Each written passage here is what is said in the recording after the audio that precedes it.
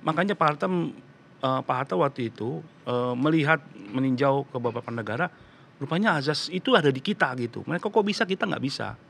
Sama, makanya itu yang menjadi kekuatan Indonesia sebenarnya. Sudah punya jiwa kebersamaan dan segala macam, kan kita guyup ya.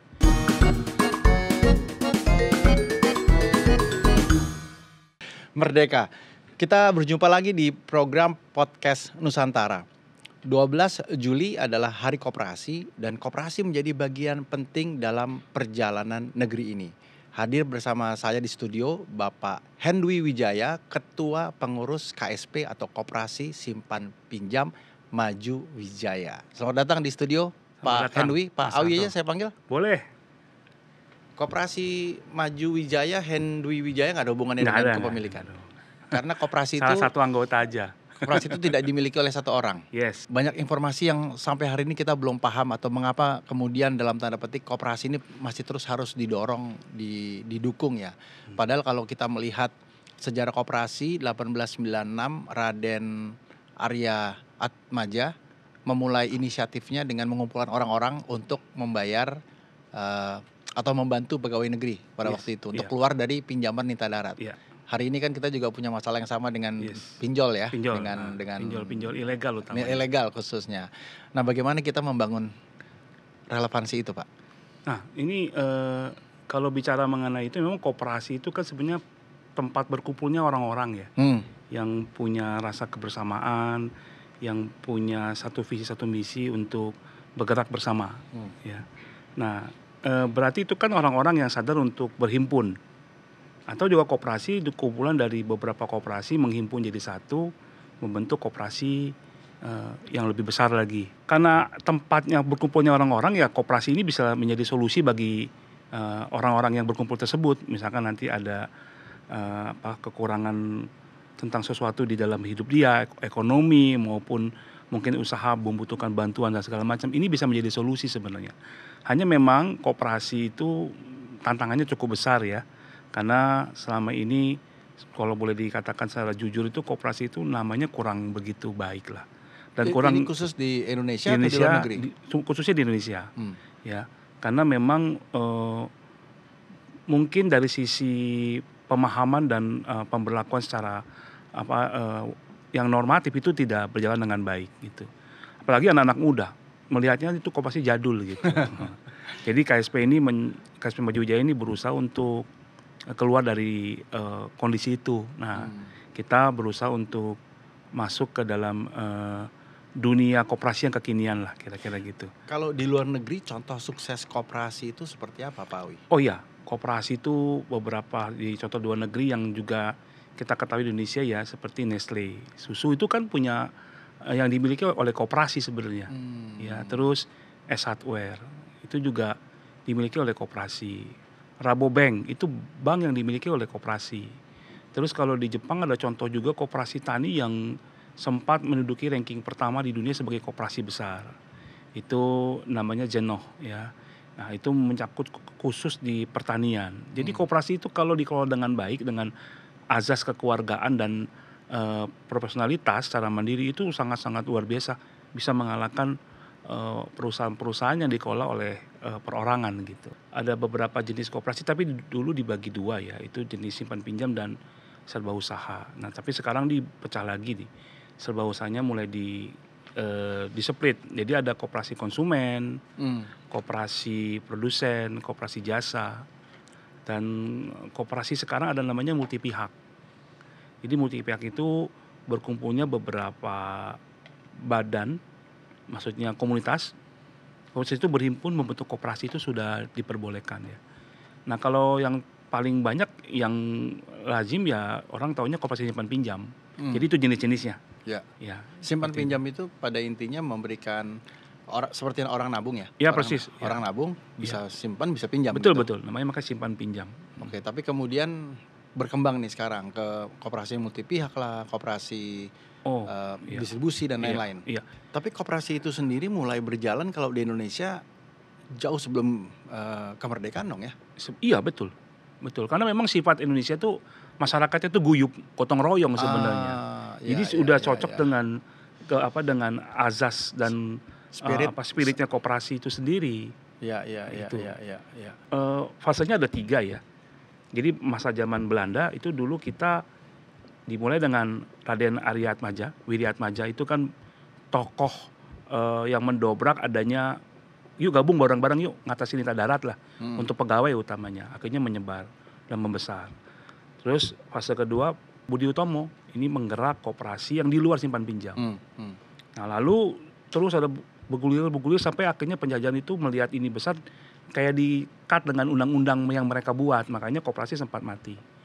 Masuk penjajahan Jepang, wah lebih lagi dijadikan alat oleh mereka.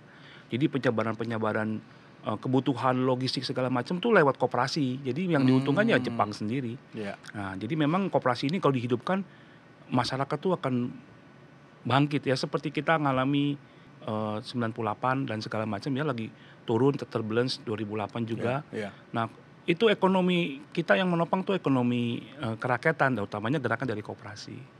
Setelah kemerdekaan yang kita lihat ini kan yang paling mencolok kan pada saat Pak Hatta mendorong adanya Kongres Koperasi pertama. Ya. Sering disebut Bapak Koperasi Indonesia. Kenapa begitu, Pak? Dikatakan dalam sejarah, ini saya juga memang sangat mengagumi beliau ya. Setelah 45 merdeka, Undang-Undang Dasar 45 pasal 33 ayat 1 itu kan mengatakan perekonomian itu harus berdasarkan azas kekeluargaan, cocok dengan jiwa Indonesia. Ya. Pak Hatta mendorong adanya kongres pertama waktu itu. Jadi beliau itu mungkin bukan hanya Pak Hatta ya dan teman-teman yang memang giat di koperasi, terbangunkan mereka mendorong. Kongres pertama itu dilakukan di 47, jadi 1947 itu dilakukan. Nah saat itu Pak Hatta itu sebagai wakil presiden karena punya jabatan, dia menggaungkan azas ini. Karena waktu itu Indonesia kan sedang terpuruk ekonominya.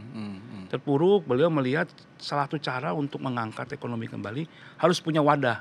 Nah dibuatlah wadah-wadah koperasi dikumandangkan ke berbagai sampai beliau ke luar negeri mencari bentuk dan melihat oh iya ya di koperasi dunia tuh bangkit loh. Cuma ada koperasi dalam bentuk lebih ke sosialis, ada yang lebih betul-betul ke kapitalis, dan walaupun koperasi tetap ada yang bersifat kapitalis ya. Nah jadi singkat cerita, karena gerakan-gerakan yang beliau usung di tahun kalau nggak salah 6 tahun kemudian 53 persis juga 21 Juli. Jadi kongres pertama 21 Juli. 21 Juli. 21 Juli. Nah, itu yang dijadikan hari koperasi. Oh, bukan 12. 12 Juli. 12 Juli. Saya salah. 12 Juli 1947 itulah menjadi kongres awal pertama. Kongres pertama di Jawa Barat, saya lupa namanya. Tasikmalaya ya kalau saya salah. Nah, 6 tahun kemudian Kongres kedua, Pak Hatta diangkat sebagai tokoh bapak atau bapak koperasi karena concern dan fokus beliau untuk mengangkat koperasi sebagai satu unit usaha yang bisa mengangkat martabat Indonesia waktu itu. Apa yang mungkin ya tadi karena sudah disebut gotong royong, apa yang membedakan sebenarnya koperasi Indonesia katakanlah dengan koperasi lain di luar dari Indonesia? Jadi, koperasi Barat misalnya? Ya, sama. Makanya Pak Hatta waktu itu melihat meninjau ke beberapa negara, rupanya azas itu ada di kita gitu. Mereka kok bisa, kita nggak bisa. Sama, makanya itu yang menjadi kekuatan Indonesia sebenarnya. Sudah punya jiwa kebersamaan dan segala macam, kan kita guyup ya. Makanya sila ketiga. Dari situlah Pak Hatta terus mendorong. Harusnya nggak ada perbedaan, sama. Sama sekali tidak ada perbedaan. Kalau lihat di luar negeri beberapa yang dilakukan oleh teman-teman negara di Asia kayak seperti Jepang, Korea, terus kalau di Eropa tuh banyak ya, Belanda sangat gencar, terus Spanyol dan beberapa negara Amerika, Inggris itu membuat koperasi sebagai gerakan mereka. Asasnya sama, gotong royong. Sebagai seorang penggiat koperasi, apa yang kemudian Pak Awi lihat selama ini? Jalan di tempatkah? Meskipun tadi kita sudah sepakat bahwa masih banyak tantangan ya, tapi apakah koperasi kita sekarang sudah menuju ke arah yang lebih baik undang-undangnya kah? Iya. Kalau dilihat memang Indonesia kan naik turun ya untuk dunia perkoperasian kita. Saya melihat pemerintah sangat berusaha untuk mendorong dan mengangkat kembali nilai-nilai koperasi yang sebenarnya sangat luhur di Indonesia dengan berbagai macam gerakan dan juga membuat perundang-undangan yang baru nih. Semoga cepat diketok juga nih. Karena undang-undang baru ini akan membantu koperasi Indonesia itu lebih punya ketegasan dalam bersikap. Artinya pemerintah mendukung dari sisi regulasi sehingga membuat para pelaku penggerak koperasi ini lebih punya ketegasan bermain, ada pedoman gitu. Memang tidak akan bisa dipungkiri apapun nanti yang dikeluarkan tuh ada mungkin 1-2 hal yang tidak sesuai, tapi saya pikir itu satu proses untuk menuju Indonesia akan lebih baik lah di dunia perkoperasian ini gitu. Sudah banyak pemerintah melakukan hal itu, terobosan-terobosan, dan saya pikir ini momentum yang baik, apalagi sekarang Indonesia telah mendorong koperasi simpan pinjam misalkan. Ada yang bersifat open loop atau closed loop misalkan. Kalau open loop nanti akan diawasi oleh OJK karena akan lebih keluar, dia melibatkan pihak-pihak lain bisa mengicipi koperasi walaupun nggak jadi anggota. Saya pikir ini salah satu terobosan yang baik ya, membantu perkoperasian Indonesia itu bisa lebih terbuka gitu, lebih bertumbuh. Ya. Kalau pengelolaannya sendiri seperti apa Pak Awi hari ini? Karena kan kita lihat ada beberapa kasus juga ya, lumayan gitu dari yang dilakukan oleh oknum-oknum koperasi beberapa tahun yang juga bisa mendegradasi kepercayaan publik ya. Iya, betul sekali. Nah inilah saya sampaikan bahwa kerja keras pemerintah ya menurut saya ya, ini dari kacamata saya karena mengikuti proses yang ada, sudah mulai diarahkan ke arah lebih profesional. Nanti misal ya, pengurus dan pengawas dalam koperasi itu harus fit and proper gitu. Kalau nggak lulus fit and proper, mereka nggak akan diangkat jadi pengurus pengawas, nggak akan disahkan seperti layaknya di dunia perbankan misalkan. Terus dari sisi permodalan mereka akan digenjot untuk lebih baik. Peraturan-peraturan dari pemberian pinjaman dan sebagainya macam. Dan juga untuk sisi teknologi, makanya ini juga akan menjadi saringan alam buat para koperasi kalau mau bertumbuh. Karena nggak bisa lagi kita bermain hanya dengan yang seperti sekarang ini, banyaknya masih manual dan segala macam. Makanya saya pikir ini pemerintah Indonesia sudah ke arah yang tepat ya, semoga di tahun 2025-2026 itu menjadi momentum untuk mulai koperasi Indonesia itu memasuki jalur yang tepat untuk bertumbuh. Pemerintah sudah menyiapkan ini. Ya, apa kemudian yang jadi peran nyata hari ini yang kita bisa lihat ya dari koperasi ketika kemudian koperasi sebagai sebuah model itu menjadi bagian dari pertumbuhan ekonomi di masyarakat? Apa bentuk-bentuknya dan apa yang sekarang bisa kita lihat atau kita bisa upayakan secara langsung? Saya ketemu dengan satu orang teman memberikan satu gambaran tentang ekonomi gotong royong. Buat saya itu sudah mulai ada penerapan ekonomi gotong royong. Sangat bagus, memang sangat cocok dengan nilai-nilai koperasi ya. Ekonomi gotong royong itu kan ada 4 nilai ya. Dia punya akses to knowledge, akses to market, akses to awareness, dan akses to funding ya. 4 ini saya lihat sudah mulai digerakkan oleh pemerintah sebenarnya secara besaran ya. Nah, tergantung kita koperasi-koperasi Indonesia ini bisa nggak lakukan itu. Pemerintah menyiapkan pola pendidikan, pendampingan. Walaupun nggak semua ya, pemerintah juga menyiapkan pelut-pelut gitu ya untuk pelatihan-pelatihan. Itu di knowledge, juga menyiapkan akses market sebenarnya. Dan juga membantu koperasi-koperasi itu dapat funding yang tepat lewat LPDB misalkan seperti itu. Nah kami koperasi-koperasi yang bergerak di bawah itu seharusnya menyambut itu gitu. Nah satunya kita sekarang sudah melihat model ekonomi gotong royong ini sangat tepat dilakukan koperasi. Mau koperasi simpan pinjam kah, koperasi apapun di luar simpan pinjam modelnya membutuhkan filosofi atau menangkap pola pikir ekonomi gotong royong, sehingga anggota yang masuk ke situ tuh nggak merasa sendiri gitu. Karena selama ini kan koperasi itu kan kalau nggak hati-hati kan ya layaknya seperti perusahaan pada umumnya, hanya badannya koperasi aja. Jadi kita membutuhkan hal seperti itu, dan saya lihat kita Indonesia tuh didorong ke sana. Kami sendiri sudah coba melakukan hal itu. Sehingga anggota merasa bermanfaat masuk sebagai anggota koperasi. Jadi semacam kayak jaring laba-laba yang bisa menjahit dan mengkonek ya, ekosistem itu. Iya betul. Apa yang jadi tantangan kalau gitu Pak Awi? Tantangannya gini, nggak semua orang tuh punya misi seperti itu. Masuk ke koperasi itu kadang-kadang mereka kan juga belum begitu paham ya. Jadi kadang-kadang masuk ya hanya untuk coba-coba, hanya untuk juga mencari keuntungan semata di situ, dan itu tidak salah. Karena itu kan memang model-model komunitas. Nah, tantangan koperasi itu bagaimana untuk kita bisa memberikan manfaat buat mereka. Itu tantangan kita juga sebenarnya, karena nggak mudah gitu. Karena menghadapi anggota yang sekian banyak itu kan kita harus tahu ya modelnya ini bagaimana, apa yang baru dibutuhkan mereka gitu. Nah ini yang menjadi tantangan bagi para pengurus dan pengawas. Dan tidak mudah sekali lagi karena butuh effort yang besar. Dan kita tidak menyebut anggota itu nasabah ya. Kalau di Bukan. dunia perbankan kan Yes, nasabah ya. Kalau ini nasabah. sebutnya anggota. Anggota, Suaranya 1:1. betul. Dan pemilik itu kan. Ya, anggota dan pemilik. Nah kita ini kalau sebagai pengurus pengawas itu bertanggung jawab langsung kepada pemilik. Karena pemiliknya semua kan anggota. Yaitu anggota. Iya. Nah, cerita sedikit tentang KSP Maju Wijaya. 2012 itu secara hukum kami diberikan, yaitu tahun 2012 kalau tidak salah Desember, saya agak luput ya, malah luput ini ya, maaf. Terus 2013 kita mulai bergerak dengan secara perlahan tapi pasti. Sekarang kita anggotanya udah 2000-an lebih sih. Emang kita menggunakan pola ketuk tular. Jadi kita ada referentor gitu. Pak Wi, kalau konsep KSP sendiri ini kan koperasi simpan pinjam ya. Aturan mainnya seperti apa sih, Pak? Kalau aturan main simpan pinjam ya seperti bank pada umumnya sebenarnya ya. Anggota itu masuk menjadi anggota, orang itu menjadi anggota. Terus dia harus wajib menyetor di awal, ada simpanan wajib namanya. Berapa itu, Pak? Ya itu minimal 20.000. Ya. Maaf 10.000. Ya, terus simpanan harian minimal 20.000 per bulan. Itu dua itu. Ya, jadi mereka rutin. Nah, jadi tiap bulan tuh rutin tuh nabung. Simpan wajib itu untuk satu lagi simpanan pokok. Maaf. Pokok itu untuk mendaftar sebagai anggota. Wajib itu untuk mendapat bagi hasil.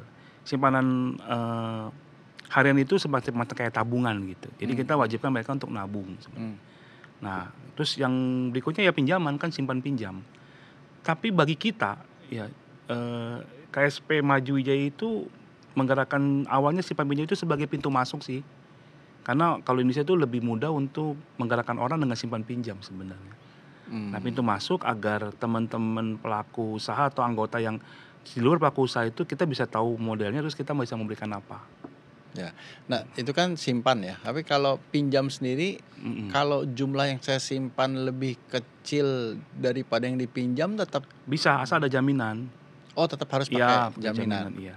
Jaminan ini apa aja? Ya berupa kendaraan, kepemilikan lah, tanah. Ya, pemilikan tanah. Ya, atau rumah dan tanah. Ya, gitu. Harta bergerak, harta tidak bergerak ya. Iya, Harta tidak bergerak. Kira-kira gitu. Jadi katakanlah kalau saya tadi sudah mengikuti tadi simpanan pokok wajib dan lain-lain, lalu saya mau pinjam uang 10 juta misalnya, tetap harus ada jaminan yang layak, yang cocok, iya.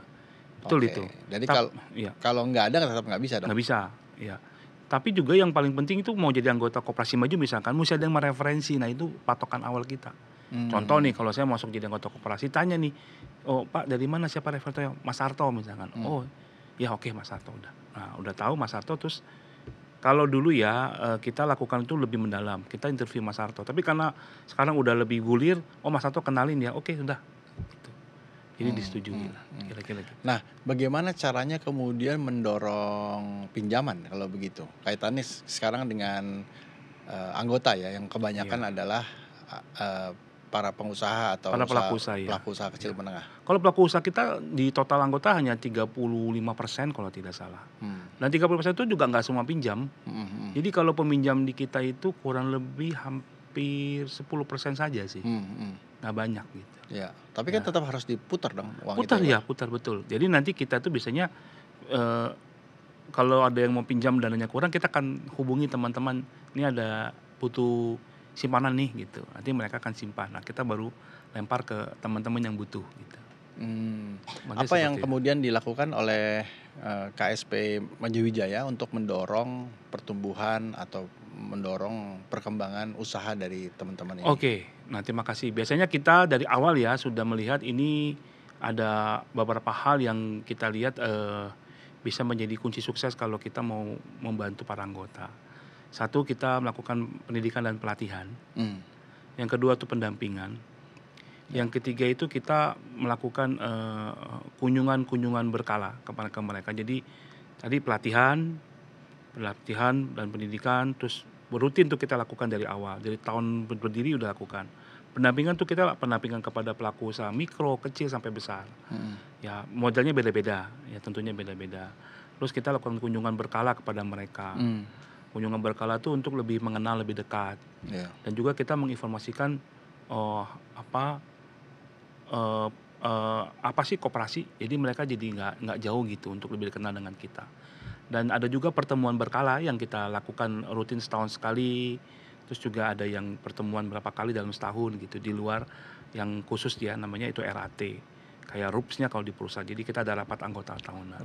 Jadi ini model yang kita lakukan dalam bentuk 5 tadi. Nah, kita sebutnya itu 5 kunci sukses kita untuk agar koperasi bisa bertumbuh karena memperhatikan anggotanya. Koperasi Maju juga saya dengar fokus juga pada bagaimana membangun dan menghubungkan jiwa koperasi tersebut dengan pengembangan budaya ya. Betul. Gimana cara nyambungnya tuh Pak Awi? Nah ini dia.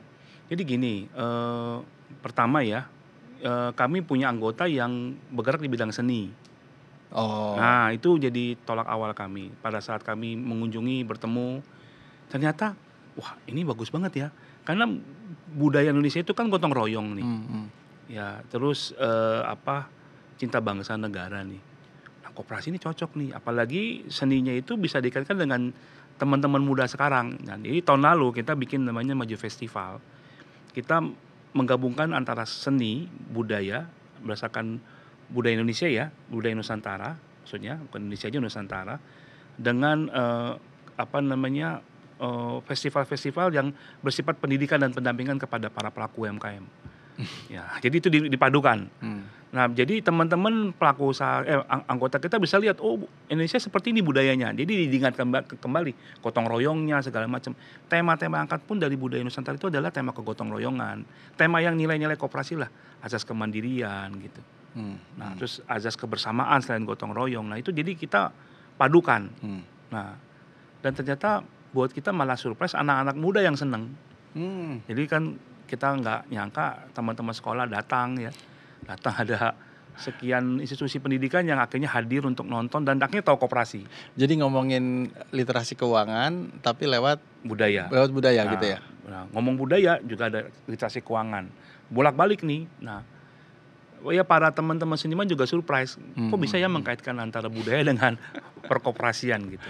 Karena kita memang buka koperasi ini bukan hanya simpan pinjam sebenarnya. Itu hanya pintu masuk saja. Terima kasih Makasih Pak Awi dan sukses terus, semangat terus buat koperasi Indonesia khususnya juga untuk koperasi Maju Wijaya. Iya, terima kasih Mas Sato. Sama-sama Pak. Baik, demikian bincang-bincang kita tentang koperasi dan kita juga berharap agar teman-teman dan seluruh masyarakat Indonesia semakin memahami peran dan fungsi koperasi dalam membangun negeri. Sampai di episode berikutnya Anda bisa menyaksikan tayangan-tayangan kami di podcast Nusantara di YouTube channel dan juga Anda bisa mendownloadnya dan juga saksikan tayangan-tayangan inspiratif lainnya di DAI Plus. Sampai di episode berikutnya, podcast Nusantara, hidupkan cinta Indonesia.